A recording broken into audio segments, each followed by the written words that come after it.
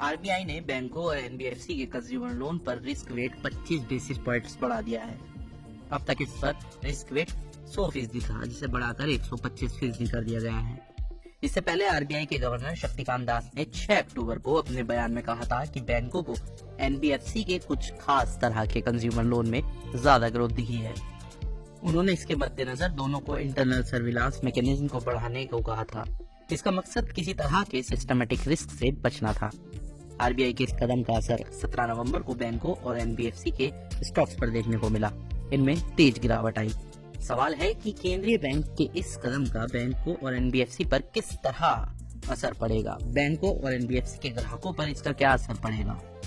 Risk wait बढ़ाने का क्या मतलब है। अब तक बैंकों को एनबीएफसी के लिए कंज्यूमर लोन पर रिस्क वेट 100% था।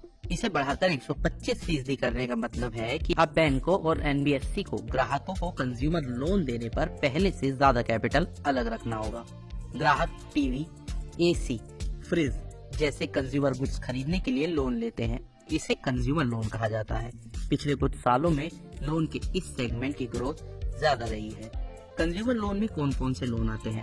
कंज्यूमर लोन में पर्सनल लोन के साथ ही कई तरह के लोन आते हैं। हालांकि home loan, education loan, vehicle loan और गोल्ड या गोल्ड ज्वेलरी पर लोन इसके तहत नहीं आते।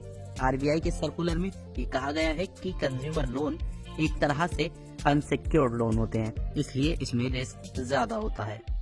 आरबीआई ने रिस्क वेट क्यों बढ़ाया। आरबीआई के गवर्नर शक्तिकांत दास ने अक्टूबर को अपनी मॉनेटरी पॉलिसी में कहा था कि कुछ कंज्यूमर्स लोन की ग्रोथ बहुत ज्यादा है। उन्होंने इसको लेकर सावधान किया था। उन्होंने कहा था कि आरबीआई हालात पर करीबी से नजर रख रहा है। उन्होंने बैंक और एनबीएफसी को अपने इंटरनल सर्विलांस मैकेनिज्म स्ट्रॉन्ग बनाने को कहा था। क्या ये नियम क्रेडिट कार्ड पर भी लागू होगा। सेंट्रल बैंक ने क्रेडिट कार्ड्स के जरिए किए गए खर्च पर भी रिस्क वेटेज 125 से बढ़ाकर 150% कर दिया है। केंद्रीय बैंक ने बैंकों की तरफ से एनबीएफसी को दिए जाने वाले लोन पर भी रिस्क वेट 25 बेसिस पॉइंट्स बढ़ाया है। तो अब सबसे बड़ा सवाल ये है कि आखिर ग्राहकों पर इसका क्या असर पड़ेगा। एक्सपर्ट्स का कहना है क्योंकि अब बैंक और एनबीएफसी को ग्राहकों को लोन देने के लिए ज्यादा पूंजी की जरूरत पड़ेगी, जिससे उनके फंड्स की लागत बढ़ जाएगी।